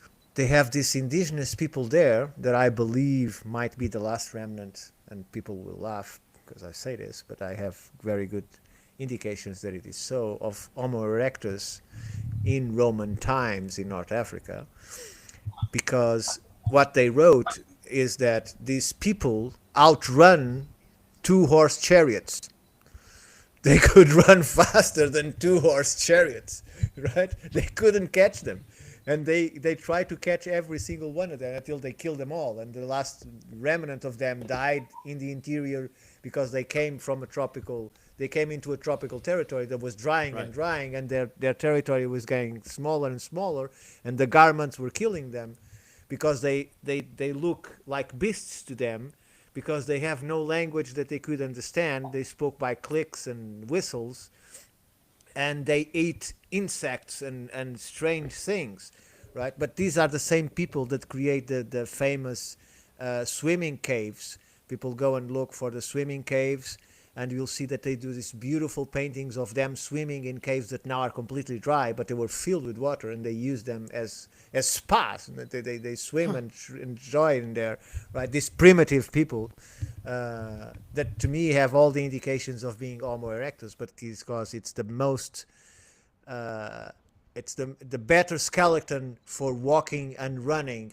of all the genealogy. This according to anthropologists, not by me, paleoanthropologists. So that's why one of the most reasons that I think that they were Homo erectus. Persistent hunters. Yeah. So because they could outrun their game, literally. So. And I think we lost Jason for some reason. Sure looks like it. So, Rick, tell us where people can find Lost America and Patreon.com/Lost America. We have, I think there are now, 11 episodes available for viewing. We're coming up with a different pricing model, which should be in effect in the next couple weeks. You can just watch the videos, or you can watch videos plus exclusive content, or plus a couple other things. And we're setting up for separate items to be available for purchase, including bus tours and things like a Polybius a code book, if you would, and heliography sets, etc. And Interesting thing. I have to put you in contact with George, so you can take care of the merchandise too. So you can set up that part, because any help to the project is welcome. And as I said, the price is extremely low to whatever you will get from watching these episodes, and it's extremely worth it. So I seriously recommend it. Thank you for that. And I think it's all for today. And I thank you all for staying this long. And from my part, a very fond farewell. Jason, any last words? No, I keep coming in and out. Get some rest, dude. I see you yawning, and I know they're keeping you busy. So get some rest, man. Well, I have a 2 hours drive tomorrow, so I'm going to a conference, meet more people.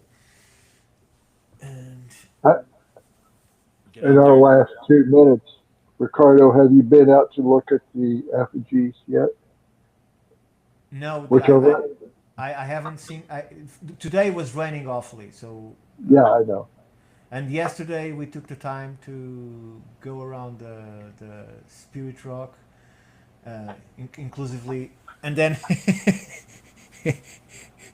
Jim said, "Now you go and get the car and go to the end of the road, and I'll meet you there." And I thought, okay, he's going to do his prayers and through the walk and so on. And I went, but I never expected that he would come from no trail, and so I followed the trail, and I walked for 15 minutes, and I couldn't find him. Well, he's 90 years old, so I was in panic. I lost Jim. Jim was under my care, and I lost him. So, although I know that my phone can't do it, I once again had to turn my data on and call him and said, "Jim, I'm worried. I can't see you. I'm by the car." I'm by the car. Waiting on you, dude. So he didn't follow the trail. I don't know where he came from the bush, but he didn't follow the trail. He doesn't need trail. He blazes new trails. So anyway, gents, it's been wonderful once again. Wonderful. Yep, I'm gonna go chase my dog. I sat here and forgot about him for the last 20 minutes. Vince, He's outside again. Vince, thank you for your contribution. It was wonderful once Drive more. safe, Vince. And once again, a very fond farewell to you all. Thank you. Until next week. Bye, guys. Love you all. Luigi.